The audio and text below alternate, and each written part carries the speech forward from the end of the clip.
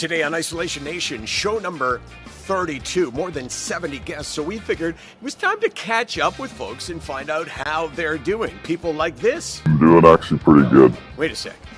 Did I tell you these were mystery guests? Well, they are. That person plus these people. I gotta tell you, it's probably been a little bit easier for me than for some people. Doing great. Thanks for having me today.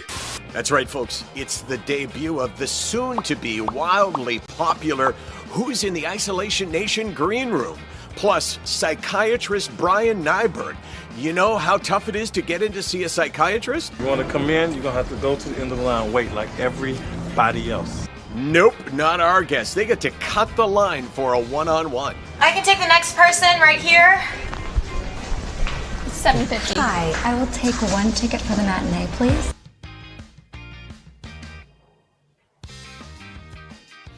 We're having fun already, which is the goal of Isolation Nation and the goal of our charity Sick Not Week, and that is to try to have fun, bookend it, and in the middle put stuff that is really significant. And the most significant thing that I can see that I have experienced is simply talking about our own struggles, because if people hear you speak about it and they feel like they're understood, like they have a voice, like, oh my gosh, I'm not the only one who experiences that, it can be hugely powerful. And that's why I try to start this show from time to time saying these words.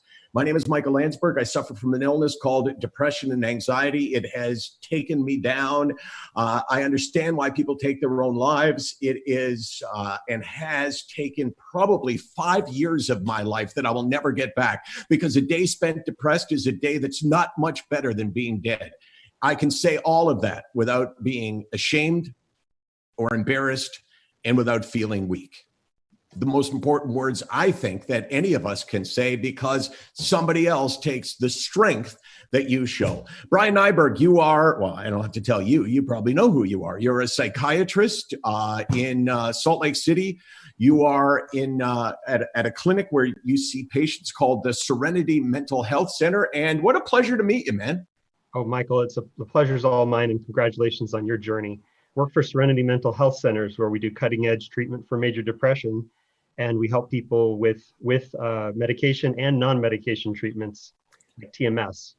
You know, I have a saying, Brian, that is, people say, well, you know, what should I do? And this was like one of the first things. I used to host a TV show, and we had guests on, and there was a hockey player on that I interviewed. And I said, is it okay if I ask you about your depression? And he said, well, it's very painful. So I said, well, I'll talk about it if you'll talk about it. I never had, this was 10 years ago. I know I'm talking really fast, but people have heard this story before. And ultimately we went on the air. We talked for like maybe 90 seconds. And what changed my life was the reaction of people hearing two men talk about their illness. And one of the first things I said when people reached out was, you need to fight for your happiness. And when I say fight, I mean, you have to assume like this is a battle. And maybe the first thing doesn't work. You cannot quit as much as you want to quit. Maybe the second thing doesn't work. And when you say, as you said to me before, that you are also about alternative treatments, I don't mean alternative medicine, I mean alternative treatments. That to me is the hope that you can give people who maybe have tried 15 different medications. Yeah, Michael, and I'm as passionate as you are about giving hope, because I think that's a game changer. Anyone who's struggled with depression knows that you need to have hope, at least that you haven't done everything yet. You haven't tried everything yet. And if there is something out there you have not tried or you don't know about, then I guess you do owe it to yourself and your family and loved ones to pursue it. Because there really is no gold standard, am I correct, of treatment of, you know, for instance, major depressive disorder. You know, like you go to 10 different psychiatrists, for instance, you know, one where you are in Salt Lake City, and one where you're from in Washington State, and one in Toronto, and one in Vancouver, and one in Saskatoon, and one in Miami. And there's possibility that you might get 10 different prescriptions if they're talking about starting you on medication. There isn't just one way to do it. That's true. And some would say that that is an indication we've lost our way. I think there is an element that's exciting about what medication can do, but it doesn't matter if you don't put people before prescriptions. Right. And my suggestion was not, I mean, medication saved my life. So I'm the last person that's going to say, that, you know, you shouldn't take medication. My attitude is you have to get better, because I can tell you, like, there's nothing worse. You look into patients' eyes all the time. And I'm sure the level of pain that you see must be extraordinary, because I know I've looked in my own eyes and thought, oh God, I look terrible. It's written all over my face. If you become acquainted with your own pain and grief, you'll always be able to hear and see others, and you'll be with them and you'll help them feel heard, which I know you talked about a lot. Being present and hearing them is the best medicine I give people. The rest is the details. Nicely put. I like that. Can you tell us what you're seeing in your practice now at Serenity since COVID-19 started? Now, people who struggle, there's mental illness, pre-existing condition, like most people would say, oh, Landsberg, that's my name, has a mental illness. He's got depression and anxiety, and it's been severe at times. But COVID-19 hits, and now all of a sudden there's a lot of people in our world who are talking about struggles that they've never had before. Yeah, they're talking about them for the first time in many cases, but they're not having them for the first time. I think what this has done is accentuate the difficulties that they already lived under, but that were manageable. And it's just pushed them kind of just to the brink of unmanageable. So in addition to people that are routinely referred because of mostly multiple unsuccessful medicine trials, multiple treatments for depression and anxiety, we also have a lot of people coming out of the woodwork who are struggling in their relationships, in their marriage, in their jobs. I mean, job insecurity was a huge driver of anxiety and uncertainty about the future. And we had 2 earthquakes on the same day down here as well. So it was kind of a rough time for everybody. And so what was that? Anxiety. Well, we just had some moderate earthquakes, 2 on the same day. And it's just the kind of thing that rattles people when you already have a lot of uncertainty. Wait a sec. Oh my gosh. I'm feeling something. It's when you live closer to the East Coast, yeah. Earthquake isn't even in your vocabulary, right? It's like we've never thought about it. But if you live, west of a certain point, obviously it's a realistic concern. Okay, hold on one sec. I want you to hang in there because I got a couple of patients who maybe want to talk to you. The goal on this show was to bring back some of my buddies, people that I respected when they played the game of hockey and when I watched them, and then when I got to know them outside of it on the issue of mental health and addiction. And by far, one of the most amazing guys that I've met is Jordin Tootoo, who had an excellent career in the National Hockey League, but it pales by comparison to what he has done as a role model for dealing with addiction, for turning your life around. And good to see you, Jordin, joining us from his beautiful home and setting in Kelowna. How are you? I'm doing great, Michael. Thanks for having me back on. I know it's been a couple weeks, but it's been, to be honest, quite interesting and eventful. Okay, so you have to tell us, I want to know how you're doing, because I think it was 5 weeks ago that you were on. And at the time, you were juggling family. You have 2 little kids, which, is going to be, because I know the doc is grinning now. I don't know if you can see him, but he's got 6 kids, and, isolation and 6 kids and social distancing are tough. So how are you coping? But most of all, how's your head? Well, you know what, Mike, honestly, I am grateful and humble that I have the outdoors in my backyard here, and I'm able to get into the wilderness and we as Indigenous people heal on the land. This is where we connect with our ancestors. This is where we feel whole and comfortable in our own skin. And for me to be able to basically walk out into my backyard and go into the bushes with my kids and just let them be kids is quite, we're lucky. We're very lucky. Right. You have been clean and sober for a long period of time. How long is it? It's been 9.5 years, and doesn't seem long, but for me, it's one day at a time. And when I have a great support system, with my wife, I changed the cycle for not only myself but for my family.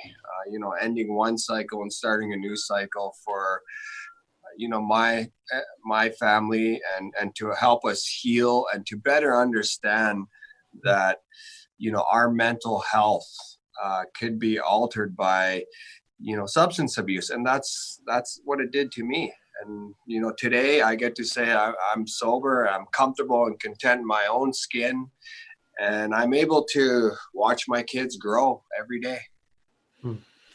It's just such a mass. I mean, I have a brother who I was saying before is a kidney doctor, and you mentioned the fact that you qualify kind of as a kidney doctor because when you hunt, sometimes is it caribou that you hunt that you will eat kidney like from the caribou like raw?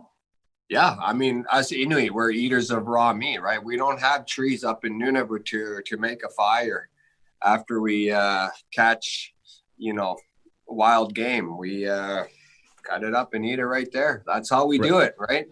That's survival of the fittest.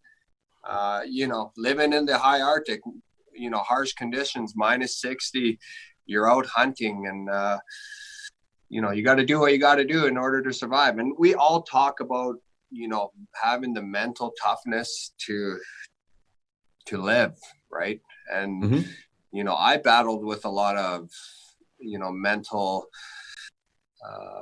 different mental states. And, I'm forever grateful. I have people like you, Michael, and people like Dr. Nyberg who have helped me overcome those fears and be able to live life. It's just amazing how, the fact that you would mention that is really significant to me because I watched you in your career. In a bizarre coincidence, I did the voiceover for a documentary that was done about your late brother, and yet I never met him, and I hadn't met you at the time. And the fact is, I've always looked at you with admiration. And the reason why I mentioned my brother was that he is, I'm not sure of the tense that you use, but he is a recovering alcoholic and drug addict, right? And he's a doctor, he's a kidney doctor. So I understand the difficulty of doing what it is you did. And I also understand the idea of self-medication because there was a time not that long ago when taking benzodiazepines was pretty appealing to me. And if you're not familiar with benzos, it's Ativan or Xanax or, clonazepam. Those drugs, I just found like they made me better for a short period of time.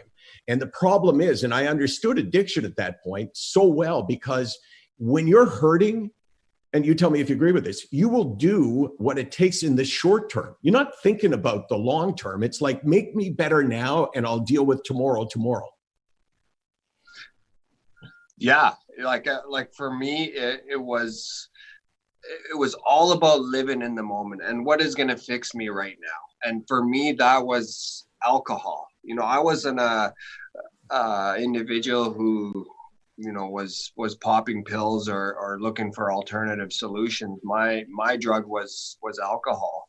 And, throughout the first 8 years of my NHL career, you're young, you're living on your own. There's basically no rules. And, I thought I could handle it, but, obviously it started controlling my life and almost took my NHL career away from me.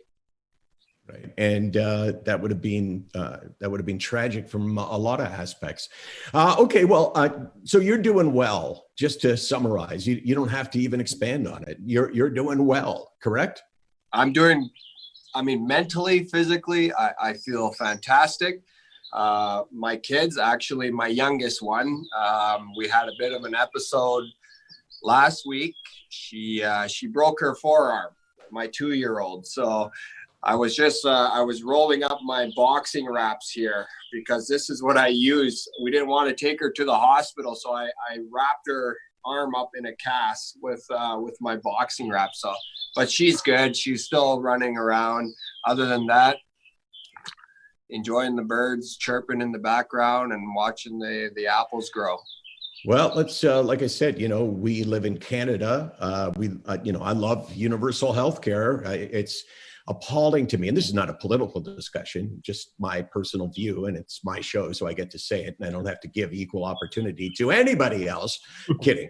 But I mean, the fact that that healthcare is made available to us is, to me, the way life should be led. The problem is that when it comes to mental health, everybody is kind of left in the dark and left to fend for themselves sometimes. So let's skip to the front of the line. Jordin, you met Dr. Nyberg, Brian, a little bit earlier. And so go ahead, ask him a question.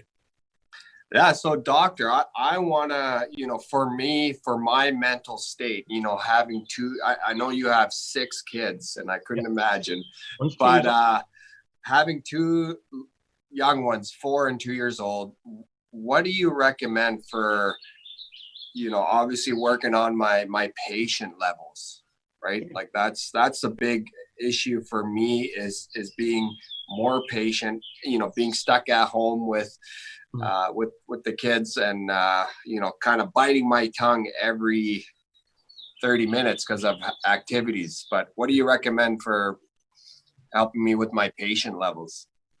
Thank you, Jordin. It's a great question, and it's a pleasure to be here with you. By the way, commendable for your journey and your progression, that kind of progressive victory you've had. Believe me, everyone else in the country is pulling their hair out with you. These are extraordinary times, and so I would start by giving yourself a measure of grace and understanding that you're not used to this and that you and the kids probably deserve a little bit of a pass, whether that's stepping out for a minute, taking a breather, or trying not to hold everyone to quite the same level of stringency. And maybe that's just a good all-around gesture that we can all offer each other in the whole nation right now. On the longer term picture, patience is enhanced by becoming more familiar with yourself and more patient with yourself. I can tell you we're much kinder to every other person that we meet, even our kids, than we are us. And a lot of times when we start seeing traits in them that we recognize as being also in ourselves, it can kind of stir things up. We get afraid, we get angry, we get frustrated. We want so badly for them to do okay. But we have to step back and realize, well, that's my pain that's touching on. So making sure that you continue to do the good work of healing, because there's definitely wounds of the heart that underlie so much of substance abuse and so much of genetics. And if you keep working on trying to understand where the feeling of impatience comes from, if you have a competent counselor that you're going to see every now and then, I mean, we could all use a little bit of support there. And it's far more effective than any parenting book or any, particular strategy I could suggest, because you'll be more in tune with your kids than I wouldn't know how to parent them or anything like that. As far as being patient with them, good luck, because that age is difficult. Yeah. Jordin, can you hang around for a while? Because a couple of your buddies are standing by, and you know how impatient ex-hockey players are. Like, why am I not up now? I mean, for God's sakes, Brantt Myhres, who's going to join us now, he scored 7 goals in the NHL. How can you keep a guy like that waiting? So hang on, Jordin. Oh, okay. Let's call on ye old 7-goal scorer in the National Hockey League. I got to be friends with him on Off the Record years ago. He has the status of having had dinner in my house with my family. A lovely guy who is a role model for a lot of people when it comes to hockey players who had addiction problems, because he was kind of a trailblazer. He was one of the first. He was one of the first people to come out publicly and say, yeah, I got a problem. And now there's a lot of guys that look up to him and say, okay, well, if he did it, I can do it. And that's why I started the show by saying, hey, this is my struggle. And if I can talk about my struggle, then maybe you can talk about your struggle. Brantt Myhres, how are you, buddy? All right, gentlemen. Good to see you. Good to see you too. So tell me how you're doing. When we spoke 5 weeks ago, I guess, you were pretty concerned about how you were going to do with the isolation. You were concerned with being isolated away from your daughter. I remember you saying you were just concerned, as any of us would be, especially, when you're on your own a lot. How you doing? You know what, Michael, for me, it's been pretty good, just because I have a community of guys in Los Angeles that we do Zoom meetings every day, about 25 guys for recovery. You can get on 3-4 of them a day if you'd like for an hour at each point. So for me, that's been a lifesaver to feel like I'm back in Los Angeles with my friends. I'm picking my daughter up today for the first time in almost 3 months. I haven't seen her. So I'm really excited to see her and take her out and fill both of our hearts up. So it's been better. Yeah, I'm so glad to hear you say that. Kind of a coincidence. Did you say later today or tomorrow you're picking her up? Yeah, today I'm picking her up in an hour. Yeah, that's so wonderful. I'm so happy because I know the last time we spoke, the frustration and the pain that you were going through, not being able to talk to her, especially I know she's a teenager. I'm just going by memory here. She's 16. No, she's 12. 12. Oh, she's not a teenager yet. So just wait. Even more fun in store. So you're doing okay, which I think, given the fact that we need to lower the bar because of COVID-19, right? You can't go on the basis of what was good before. I kind of look at it this way: how are you, Michael? How are you, Michael? You know what? I'm super. And I probably, if you would have asked me pre-COVID-19 how I was, I would say I'm good. But good gets upgraded to super because the bar is so much lower. Because at this point, everybody has fears and inhibitions and things that, are probably scaring them. So yeah, I'm super. I'm doing well. Well, I also think it's important. Since it started getting nicer, I was heading down to the River Valley in Edmonton, and I was running stairs and I was going on long walks. And I was stretching after and taking deep breaths, and I was trying to just be out in the fresh air versus being cooped up inside the house. And to me, that's really helped me along the last probably 5-6 weeks. So you have conversations, you say, every day with guys in Los Angeles. I know that there's hockey players that you've put me in touch with. One of them was Todd Fedoruk, who we had on the show last week. He was awesome. Yeah. Oh my God, I never met him before. It was like he was funny, and he was poking fun at me, and I was poking fun at him, and he was candid and open. I thought he was great. So I guess my question is, the people that you've been in touch with who have addiction issues, that's why you guys gather. Do you find that some of them are struggling more at this point than they were pre-COVID-19? Actually, it's weird, or not weird, but it's interesting that we all talk about, even when things start to get up and running again within the communities and the Alcoholics Anonymous meetings start up, we're going to continue these Zoom meetings. And I don't know what it is, but there was probably 15 guys on the call that I've never met before. And doing this for the last 2 months with these guys almost daily, you start to feel like they're like your brothers or something. And you can't wait to actually see them and give them a hug in person. So, right. We've been, as they say, you find your tribe and you stick to your tribe during hard times. Right. So how are, just in general, since we're not mentioning any names, I have no idea who you're with. Are any of those 25 guys that you talked about struggling substantially more because we're now in a pandemic, because now we have social isolation, because the stock market is tanked, because jobs are being lost? Are you finding a greater degree of struggle? Well, there's a couple guys that are playing currently, and their big anxiety is strictly around, when am I going to be able to put the skates on again? And then there's a couple retired guys in there as well. But the general consensus is, it's all great to have a meeting for an hour online, but then there's 17 hours left out of the day that you got to sit with what's truly going on in the reality of the circumstances. And sometimes it is overwhelming. So thank God that we do have that community to reach out to. So you live in Edmonton, right? Correct. Right. Where apparently there's only 18 hours in the day because, as you said, it's 1 hour that you're connected and then there's 17 other hours to get through. So, I mean, who knew that Edmonton had, less time in the day than us? Okay. Why don't you say hi to Brian, Dr. Nyberg, and I know you got a question for him. Hi, Brantt. Hey, Doc. How you doing? I'm great. Thank you. Excellent. So the one question I think is how can somebody determine or differentiate anxiety from depression? Oh, that's a good question. You had a good one. I would describe it as a difference between intense pressure and kind of like pain.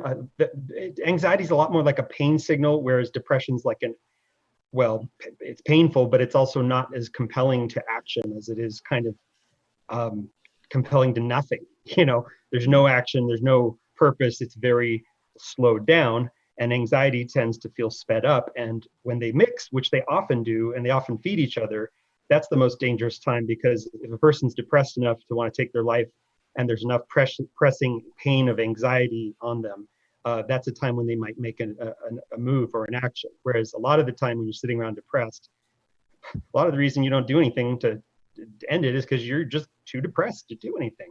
So I think that's maybe one way to qualify it. But man, those two really have a lot to do with each other. There's people who have had depression all their life and then develop anxiety later. There's also others who've had anxiety all their life and it wears them down and they get depressed.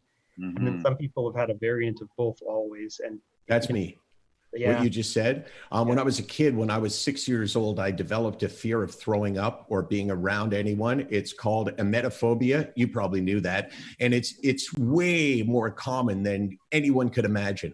I do a lot of public speaking, and I have found one time there were 3 people in the audience of 100 who had that same fear as me. It was like, oh my God, if I would have known you when I was 12 years old, I wouldn't have felt like such a loser, right? Because I thought I was the only person on the planet. But I had anxiety until just about when my early 40s, and then it turned to severe depression. And when my anxiety has been out of control, it has always led me to depression. It's like max on the anxiety scale, and then I go on to the depression scale. Yeah. You might even think of it as a reflex, a defensive mechanism. You just can't keep feeling things that intensely. And sometimes we back up into our shell and we hunker down. It takes a lot of coaxing to try and face the world when you're feeling that kind of intense anxiety. Hey, Michael, yeah. my daughter has that exact same thing, the phobia of people getting sick and throwing up. And I didn't understand it. This happened about 4 months ago when I took her on a ski trip. And she was terrified to be in the car because her little brother gets sick. And she almost went into a panic attack, and she's only 12. And I'm like, wow, like, you know, that ran my life when I was until I was. I've never got over it, but it doesn't run my life anymore. But my son has exactly the same thing. And you might say, okay, well, you must have mentioned it around him and he developed it. He developed it like before I had ever said the words, oh my gosh, I'm afraid of people throwing up.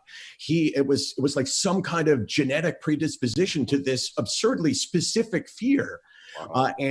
It's been a huge issue for him. I would be happy to talk to your daughter anytime, because you'll never understand what it feels like to have that specific fear. And that's why, like, for me, it was just much easier for me to deal with my son than it was for my wife to deal with him, because I understood it. And I understood that all the logic in the world wouldn't talk him out of it. Yeah, I'd appreciate that. She'd probably really like to maybe just FaceTime for 5 minutes or 10 minutes and just anytime, for sure. And she's probably a big fan of Off the Record back in the day too. I'm sure that she'll go, oh my God. Wow. Hang on, Brantt. I'll come back and say goodbye before we're done. But we got Sheldon Souray, who's been waiting in the green room.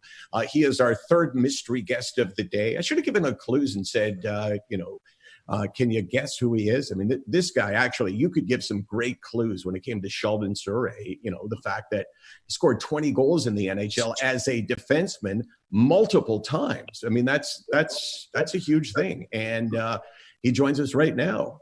How are you, my friend? I'm good, buddy. How are you? I'm good. You are joining us from Las Vegas, where you live. And I'll ask you the most important question that I'm going to ask you, and that is, how you doing? I'm doing good, my friend. Thank you for asking, and thanks for having me back on the show. Always a pleasure to be on here and have an honest conversation with you. So things are good. You know, things are picking back up. We're starting to return to normal a little bit, and that's good news. Mental health, addiction, that area of your life, have you been affected negatively by this horrendous situation that we find ourselves in, almost anywhere in the world? Has that affected you? Has that brought you down? Has that increased the challenge for you? I would say that like the circumstances of this disease and my life haven't really changed. It hasn't affected me, I guess, like it would some other people, jobs, kids at school, stuff like that. But I will say, over the last month, I've had a couple bouts of anxiety, and that's never happened to me before. Describe it, what that felt like. Well, the first time was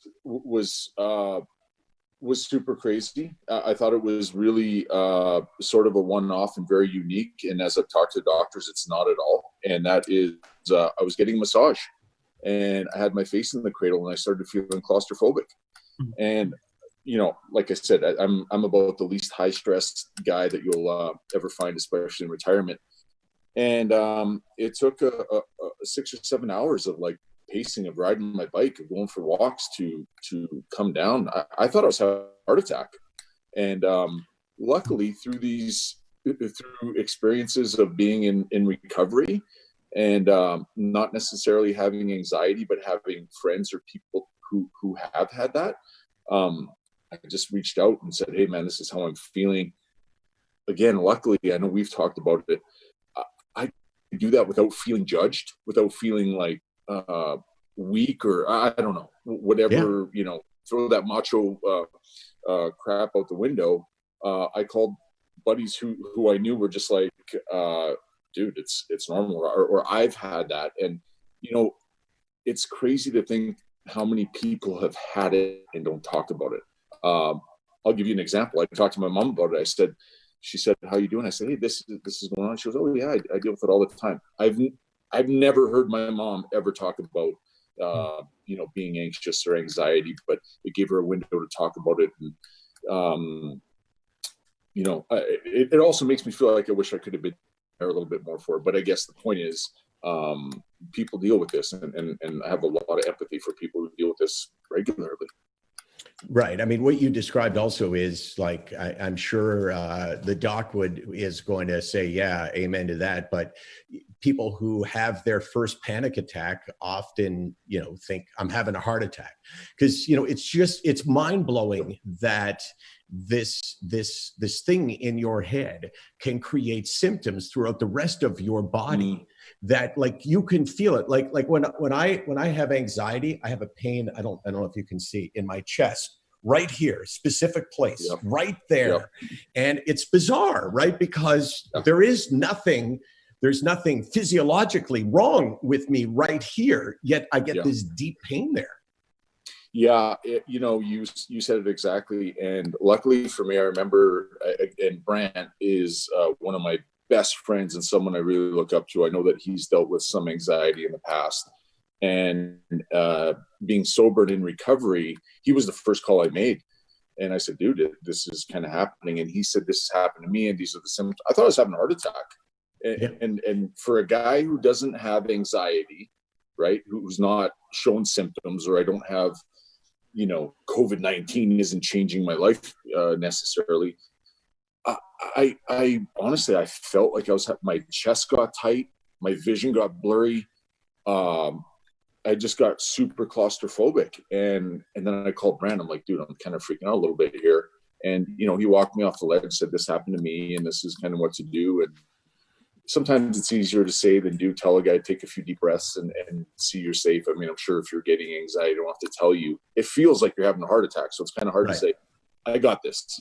But well, I'm glad that you weren't having a heart attack, but that doesn't minimize the pain and the fear and all the negative things about a panic attack. People will go, "Oh my gosh, it's nothing." Well, it's not nothing. But fortunately, we have a doc with us today, and I'm going to come out into the waiting room and say, "Mr. Souray, are you here? The doctor's ready to see you."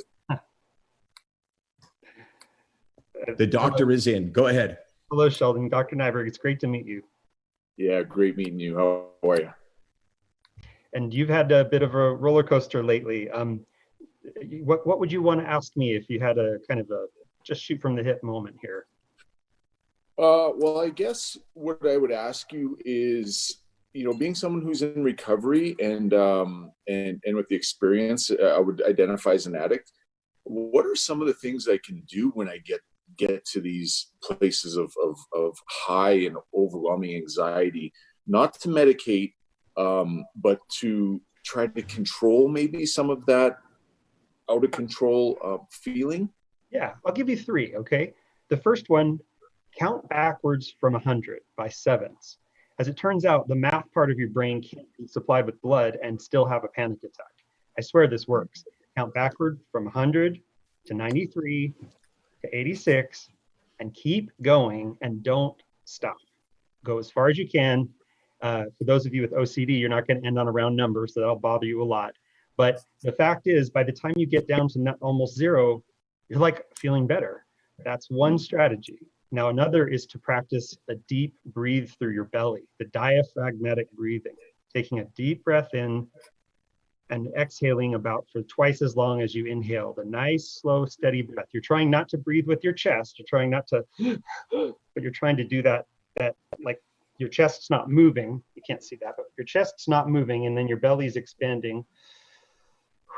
And you should see that your chest remains still while your belly goes in and out. Do a set of those long and slow for 12 reps, and you will feel better. When we tighten up, anxiety reduces oxygen flow to our brain, and we start to breathe incorrectly, and that can kind of enhance the effects of the panic attack. We might start having tingling in our fingers or other symptoms like, I'm going to pass out. So we sometimes forget to breathe properly. That's number 2.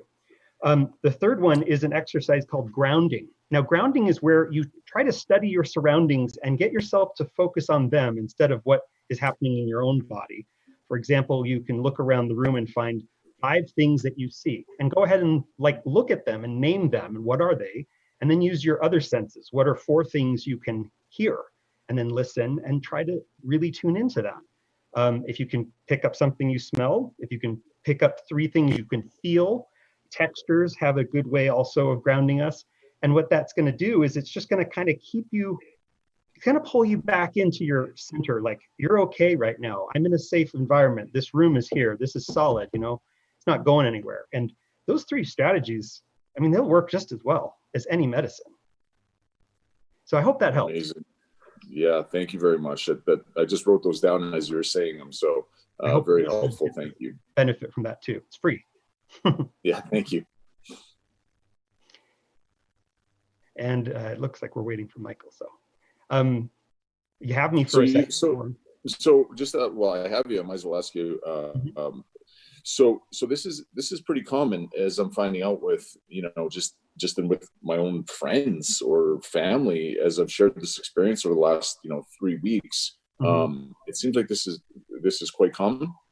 Well, not only is it so common, but anxiety is one of the most inherited mental health conditions of all. The only one really that exceeds it in terms of how easily it's transmitted between family members is bipolar disorder. And the interesting thing is both anxiety and bipolar disorder tend to actually impact the very best and brightest of us. It's almost like turning our own sharp weapons against ourselves. In a way, our mind, a keen, sharp mind, and now we're kind of torturing ourselves. So it's definitely highly heritable, and it's probably one of those things where it's always been there, but it's like the first time anyone in the family told you about the family history. Yeah. You're finally talking about it, Yeah, that's exactly what happened. I had no idea. Like I was just saying earlier, I wish I had known that some of my family was going, my mom in particular, because maybe I could have, I don't know what I could have done, but just knowing what was going on. Yeah. And someday, our kids and grandkids, they're not going to grow up in a world where you keep that kind of secret to yourself. They're going to be like, yeah, that runs in my family. That's kind of what we do.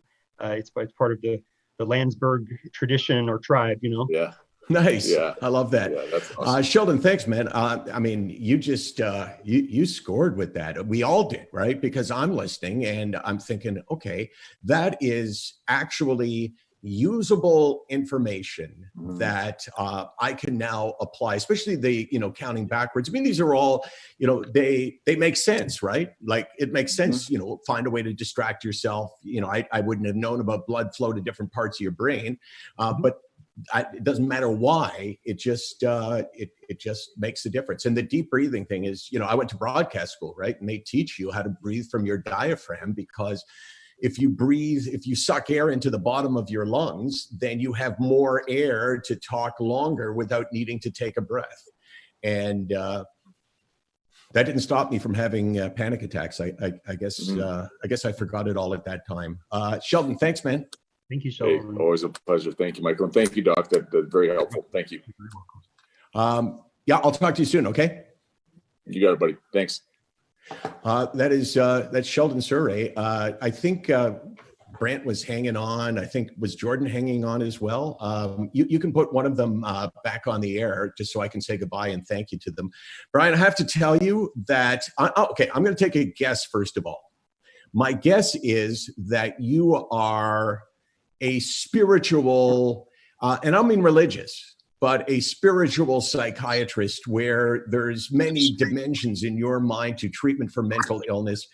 And I say that based on some of the things you've said, but also just the tone of your voice. You sound like a guy who believes in, I don't know, finish my, first of all, am I right? Yes, you are right. I believe in the goodness and the decency of humanity. I believe that we all are experiencing a kind of tragic play with little bursts of sunshine interspersed between it, and that there is beauty and meaning there if we come together in our pain and we make something of it. I'm a spiritual leader in that deeper sense, not sending someone to a church or my church or any other religion, but helping them connect with their pain in their heart and seeing that other people also are in the same situation, being heard, being seen, being felt. I guess that kind of goes with my personality. I don't know. The Briggs-Myers will tell you I'm an INFJ, and so if anyone wants to look that up, that's the kind of, there's people that do that, and they're a particular kind of person. So yeah, it's not all the time that you find a psychiatrist who's very interested in the holistic approach like that, but that's the way I do choose to practice. Yeah, that was great. Hey, Jordin, thanks for hanging out. Thanks for doing this today. I don't know how you felt about the advice that the doc gave. If you thought it sucked, that would be really funny if you said it. But I thought what he was saying to Sheldon was hugely, hugely valuable. Just, information that may be basic, but, when you're going through what he was going through, it can be great. Awesome stuff. Thank you for sharing and allowing me to be a part of it today, guys. It was awesome. Yeah. No, is there a truck backing up somewhere? Or Brantt, do you have a truck backing up? No, that's me. Is that you? Me. Yeah. I would say look out, because that thing's Isn't not that stopping. annoying? Well, I got an apple orchard back here, so they must be spraying or something. I don't know.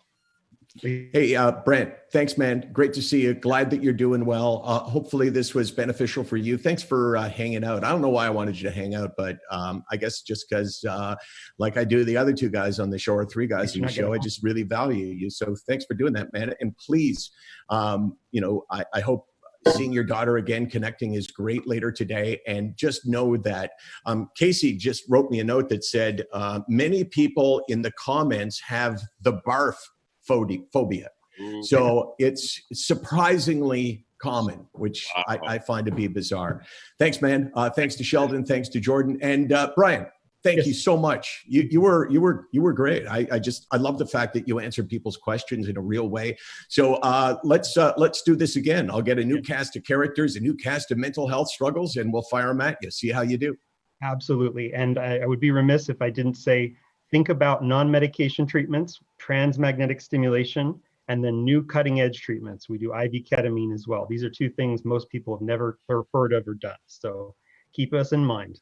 Yep. Well, you got to keep in mind the idea that if you've tried what you think is everything, you probably haven't. And I met a woman, she passed away from an illness other than mental illness, but she was the head of the Mood Disorders Association of Ontario. She was a wonderful woman. And she had 7 attempted suicides. She tried 22 different medications. Nothing worked for her. The 23rd worked for her. And I'm not saying that you got to go for all 23 medications or however many in combinations, but she kept trying. And she, at the end of her life, probably had 10 really good years. That's it for today. Thanks, guys. We'll see y'all again soon. This was really Sheldon, what do you got in your 74? A Coyote? Hey, Jordin. You're still on, man. You can't talk about cars just now. By the way, I am now wondering, what do you got in your 74? Not what do you have in your 74, but what do you got in your 74?